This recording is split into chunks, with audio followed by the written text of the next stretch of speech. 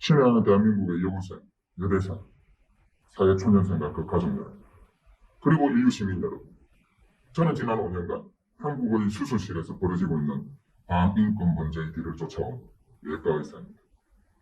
지난 5년간 수술실 범죄의 뒤를 추적하면서 제가 내린 결론은 한국의 수술실은 국제사회의 감시와 제재 없이는 도저히 정상화시킬 수 없을 정도로 자정 능력을 상실한 무법 상황이기 때문에 국제사회로부터 조속히 격리시켜야 한다는 것입니다.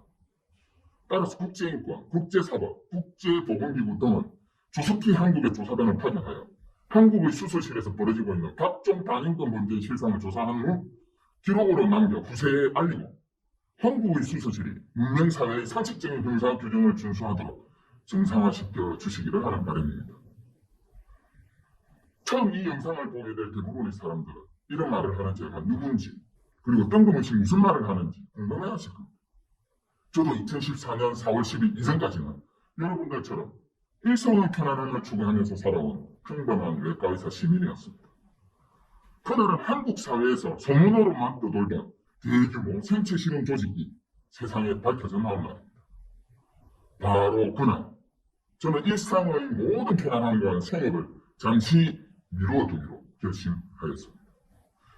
그날 이후 언론을 통해 밝혀져 나온 유령수술, 공장수술, 하청수술, 분업수술, 시간제한수술, 그리고 무단장기척추수술 등은 마취된 사람의 신체권과 생명권을 박탈하고도 돈을 벌 수 있는 방법을 보완해내기 위해 시도되는 생체 실험들입니다.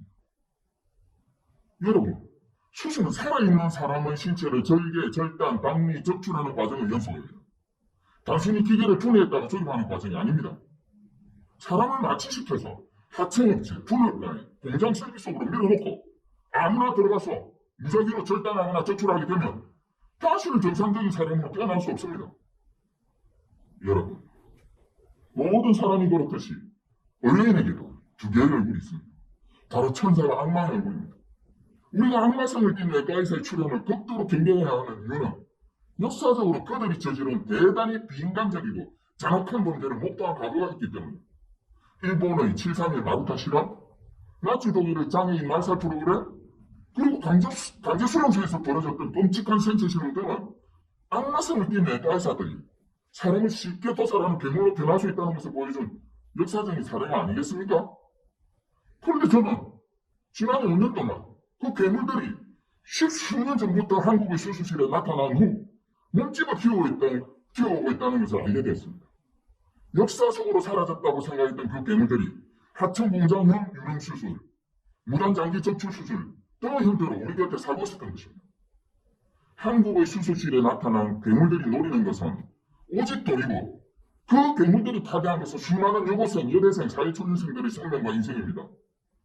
그리고 이제는 선량한 의료인들을 정신까지 완전히 파괴하고 있습니다. 아마 여러분들 중에서도 자신의 자녀나 지인 혹은 지인의 자녀들이 성형수술이나 양악수술 후에 사망하거나 불구가 된 사람들이 다수 있을 것입니다. 간혹 주변 사람들에게는 교통사고가 나서 죽었다고 속이고 괴로움 속에 살아가는 가족들도 있겠지요. 여러분들은 죽은 아이들이 의료사고로 죽었다고 생각하고 합의금을 받은 후 외부로 알리면 합의금의 10배를 역배상한다는 조항이 포함된 합의서에 도장을 찍어줬을 것입니다. 그 합의서가 보험 처리용으로 사용되기도 한다는 것을 몰랐겠죠? 여러분, 이쯤 되면 수술실이 아니라 도살장 같다는 느낌이 안 드십니까? 그런데 제가 지난 5년간 겪었던 괴상한 일은 여기서 그치지 않습니다. 역사상 유례가 없었던 괴물들이 수술실에 등장하여 마취된 사람의 신체와 생명을 파괴하고 있음에도 불구하고 한국의 사법공무원들이나 괴상한 의사단체는 그 괴물을 보호하고 숨겨주기 위해만 급급했습니다. 그리고 괘씸하게도 그들은 아직도 저희 입을 막기에만 혈안이 되어 있습니다. 여러분, 한국에서는 미스테리한 수술실 사망, 내사, 장애 사건들이 계속되고 있습니다. 이 끔찍한 죽음의 행렬을 막기 위해서는 조속히 국제사회에 정식으로 조사를 의뢰하고 당분간 한국의 수술실은 국제사회에 격리시켜야 합니다. 유령수술이나 무단장기 적출수술을 하다가 사람을 죽이면 의료사고나 나치사고가 아니라 살인입니다. 신체 실험은 의료가 아니라 범죄이기 때문이죠. 따라서 유형수술, 미간장기 적출 수술은 상해, 중상해 살인미수, 상해치사, 살인죄로 처벌하는 것이 2차 세계대전 이후 유지되어 온 인류 보편적인 수술실 형사 규정인 것입니다. 저는 한국에 등장한 수술실 악마들을 때려잡기 위해 이 채널을 통해 제가 알게 된 모든 진실과 자료들을 국제사회에 공개하고 국제기구에 제공할 것입니다.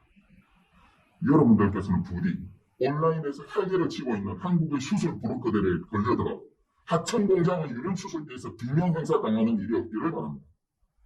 살고 싶다면 명심하십시오. 한국의 수술대에는 사이코들이 숨을 살고 있다는 점.